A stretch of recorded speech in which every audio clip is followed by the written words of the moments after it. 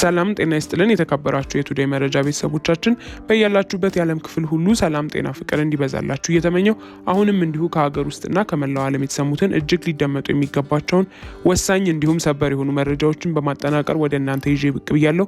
እናንተም ክቡራን አድማጮች ለጥቂት ደቂቃ እስከ ፍጻሜው አብራችሁኝ በመቆየት እነዚህን ወሳኝ የሆኑ መረጃዎች እንድታደምጡኝ እየጋበዝኩኝ ቻናላችንን ሰብስክራይብ በማድረግ ቤተሰብ ይሁኑ እያልኩኝ ለሰዓቱ ወደ አጠናቀርኩላችሁ ዝርዝር መረጃ በቀጣይ ማቀና ይሆናል። እስከ ፍጻሜው አብራችሁኝ ቆዩ። ኢትዮጵያ ከመጪው ሰኞ ጀምሮ የማርበርግ ቫይረስ የሙከራ ክትባት መስጠት ልትጀምር ነው።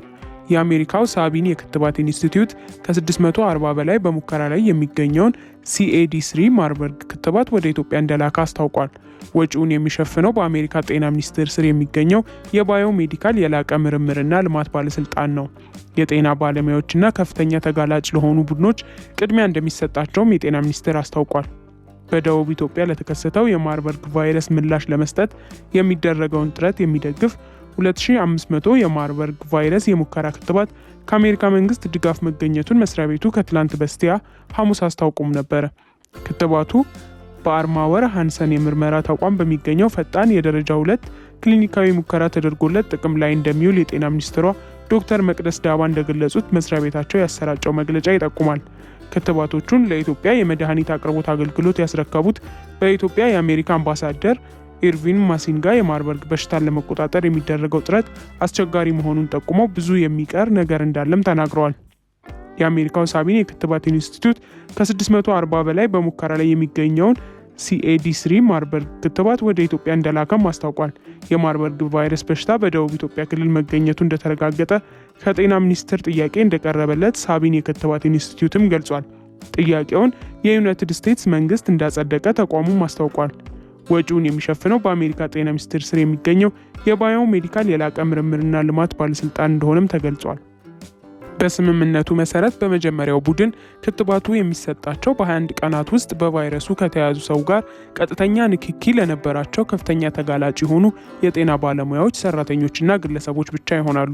ሌሎች የጤና ባለሙያዎች የማርበርግ ቫይረስን ለመቆጣጠር በሚደረገው ጥረት የሚሳተፉ ሰራተኞችና ግለሰቦች በሁለተኛው ቡድን ይካተታሉ። CAD3 ማርበርግ ክትባት በሩዋንዳ፣ በዩናይትድ ስቴትስ፣ በዩጋንዳ እና በኬንያ በተለያዩ ደረጃ በሙከራ ላይ የሚገኝ ነው። አርብ ትላንት 104 የላቦራቶሪ ምርመራዎች ተደርገው አንድም በማርበርግ ቫይረስ የተያዘ ሰው እንዳልተገኘ የጤና ሚኒስቴርና የኢትዮጵያ የህብረተሰብ ጤና ኢንስቲትዩት የጋራ ዕለታዊ መግለጫም አሳይቷል። የማርበርግ ቫይረስ በኢትዮጵያ መገኘቱ ከተረጋገጠ ወዲህ እስከ ትላንት ህዳር 26 ቀን 2018 ድረስ 1235 የላቦራቶሪ ምርመራዎች የተደረጉ ሲሆን 13 ሰዎች ቫይረሱ ተገኝቶባቸዋል። ቫይረሱ ተገኝቶባቸው 8 ሰዎች ህይወታቸውን ሲያጡ 4ቱ አገግመዋል። አንድ ሰው ደግሞ በሕክምና ላይም ይገኛል። አቶ ታዬ ደንደአ የ7 ዓመት ከ2 ወር እስር ተፈረደባቸው። የቀድሞ የሰላም ሚኒስትር ዴኤታ እና የኦሮሚያ ምክር ቤት አባል አቶ ታዬ ደንደአ ጥፋተኛ በተባሉበት ክስ የ7 ዓመት ከ2 ወር እስር ተፈረደባቸው። አቶ ታዬ ህዳር 26 2018 ዓ.ም የቅጣት ውሳኔ የተላለፈባቸው በፌዴራል ከፍተኛ ፍርድ ቤት ልደታ ምድብ አንደኛ የህገ መንግስትና በህገ መንግስት ላይ የሚፈጸሙ ወንጀሎች ችሎት ጥፋተኛ በተባሉበት ህገወጥ የጦር መሳሪያ ይዞ በመገኘት ነው። የመንግስት ከፍተኛ ባለስልጣንና የክልል ምክር ቤት አባል የነበሩት አቶ ታዬ ህገወጥ የጦር መሳሪያ ይዞ በመገኘት እንዲሁም ፈቃድ ሳይኖራቸው በቤታቸው ውስጥ አንድ ታጣፊ ክላሽንኮቭ ጠመንጃ ከ60 ጥይቶች ጋር ተገኝቷል በሚል ክስ ቀርቦባቸውም እንደነበረም ይታወሳል። ሰክረው የህክምና ስህተት በፈጸሙ ከ41 በላይ የጤና ባለሙያዎች የሙያ ፍቃድ ተሰረዘ። በግል የህክምና መስጫ ተቋማት ክፍያ ህዝብ ተማሯል። በአዲስ አበባ ከተማ አልኮል ጠጥተውና በቸልተኝነት በፈጸሙት የህክምና ስህተት ምክንያት ህሙማንን ለሞት፣ ለከፋ አደጋ ከዚህም ማለፍ ሲል የተለያዩ በሽታዎችን ያጋለጡ 41 የጤና ባለሙያዎች ላይ እርምጃ መወሰዱን የከተማ አስተዳደሩ ምግብና መድኃኒት ቁጥጥር ባለስልጣን ለአዲስ አበባ አስታውቋል። ከቀላል እስከ ከፍተኛ ቀዶ ጥገና መደረግ በነበረባቸው ታካሚዎች ላይ ስህተት መፈጸሙን፣ አግባብ የህክምና የጎደለው አገልግሎቱ ማከናወንና ምንነታቸው የማይታወቅ መድኃኒቶችን ያለ አግባብ በመርፌ መልክ የሰጡ ባለሙያዎች ላይ የሙያ ፍቃድ እንዲሰረዝ መደረጉን በባለስልጣኑ የጤና ተቋማትና ባለሙያዎች ቁጥጥር ዳይሬክተር አቶ ገልገሎ ኦልድራ ናቸው። ዳይሬክተሩ አክለውም በዋናነት ስህተቶቹ የሚፈጸሙት የአልኮል መጠጥ በሚጠጡና ጠጥተው የህክምና አገልግሎት በሚሰጡ ቸልተኛ ባለሙያዎችም ነው ሲሉ ተናግረዋል። ይህም በመሆኑ ታካሚዎች ለሞት፣ ለከፋ አደጋና ለተጓዳኝ በሽታዎች መጋለጣቸውንም አመልክተዋል። በተደጋጋሚ ከሚስተዋወሉ ስህተቶች ውስጥም አላስፈላጊ ቀዶ ጥገና ማድረግና ያለ አግባብ የሰውነት ክፍሎች ላይ መድኃኒቶችን በመርፌ መልክ መስጠት እንደሆነ ዳይሬክተሩም አመልክተዋል። በተወሰደው እርምጃዎች መሰረት ዳግም ወደ ሙያው እንዳይመለሱ እንዲሁም የትምህርት ማዕረጋቸው እንዲነጠቅ መደረጉን አንስተው በ41 ባለሙያዎች ላይ እርምጃው የተወሰደው በባለፉት 7 ወራት ውስጥ ብቻ መሆኑንም አስረድተዋል። የችግሩ ገፈት ቀማሾች ለባለስልጣኑ ቅሬታዎችን ካቀረቡ ወዲህ በተለያዩ የሕክምና ሙያ ዘርፎች አማካኝነት በተውጣጡ ባለሙያዎች ግምገማ ከተደረገ በኋላ እርምጃዎች ተወስዷል ሲሉም አብራርተዋል። ዳይሬክተሩ አያይዘውም በከተማዋ የችግሩን መንሰራፋት ከአቤቱታ አቅራቢዎች በመረዳት በተለየ መልኩ መሰል እርምጃዎችና የቁጥጥር ስራዎች ተጠናክረው እንደሚቀጥሉም ገልጸዋል። ባለሙያዎችም የሙያ ስነ ምግባራቸውን እንዲያከብሩና ነዋሪውን መሰል ድርጊቶችን ሲያስተውል ጥቆማዎችን በመስጠት የበኩሉን አስተዋጽኦ እንዲወጣ ጥሪ አቅርበዋል። አቶ ገልገሎ ጉዳያቸው ወደ ሕግ የተመራ ስለመሆኑ ያሉት ነገር የለም። ከሕክምና አሰጣጥ ጋር በተያያዘ ሕዝብ ከፍተኛ ቅሬታ እንደሚያነሳም ይታወቃል።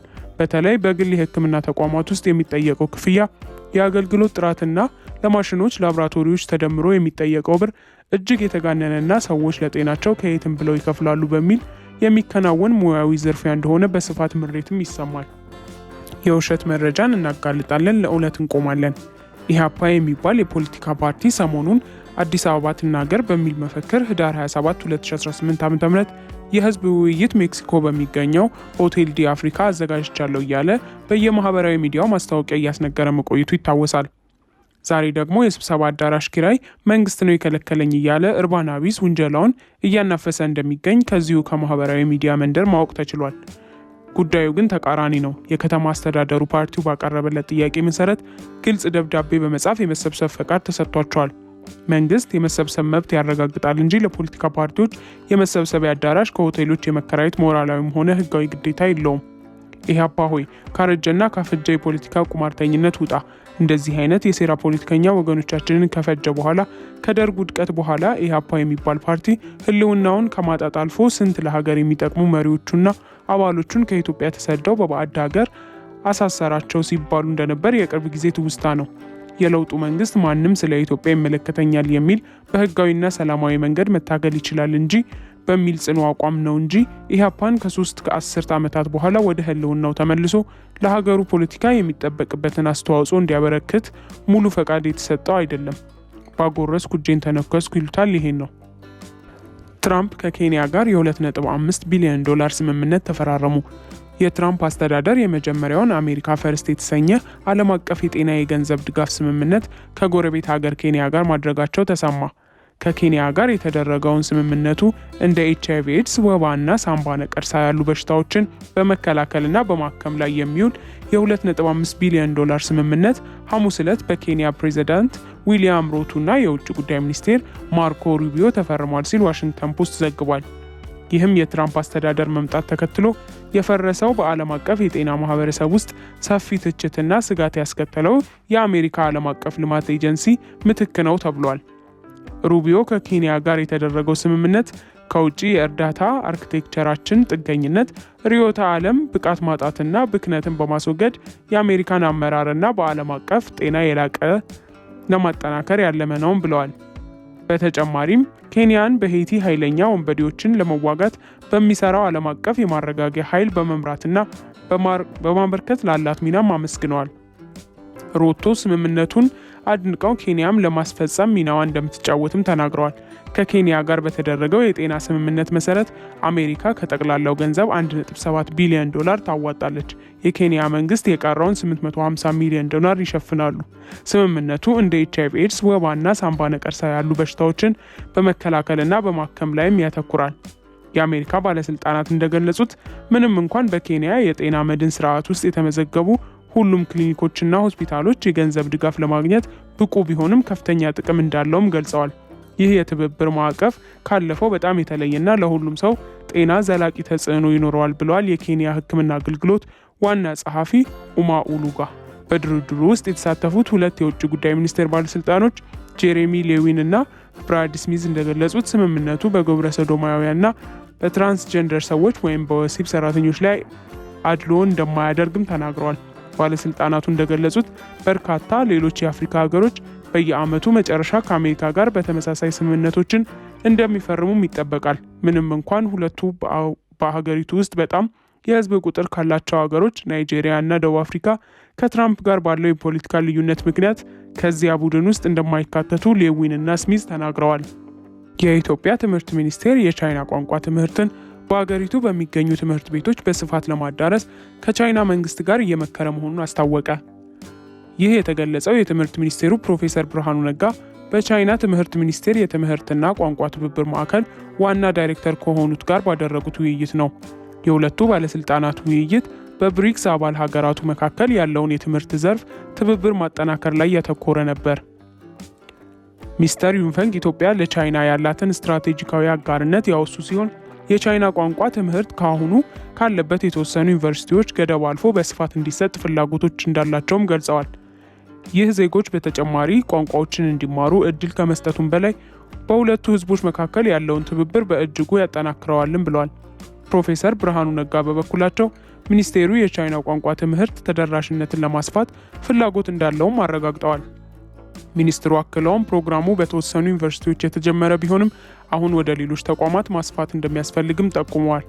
በተለይም በዚህ የትምህርት ዘመን በሚከፈቱ 5 አዳዲስ የፌዴራል ሁለተኛ ደረጃ ትምህርት ቤቶች የቻይና ቋንቋ ትምህርት እንዲሰጥ የታቀደ መሆኑን የገለጹት ፕሮፌሰር ብርሃኑ ለዚህም የሚሆኑ ብቁ መምህራንን ከቻይና እንዲላኩላቸው ድጋፍ መጠየቃቸውንም መረጃዎች ያሳያሉ። ውድ ቤተሰቦቻችን ለዛሬ ያዝንላችሁን እዚህ ላይ ቋጨን። ላይክ፣ ሼር፣ ሰብስክራይብ፣ ኮሜንት በማድረግ ለቻናላችን ድጋፋችሁን መስጠት እንዳትዘነጉ። ከሌሎች መረጃዎች ጋር በድጋሚ የምንመለስ ይሆናል። እስከዚያው መልካም ቆይታ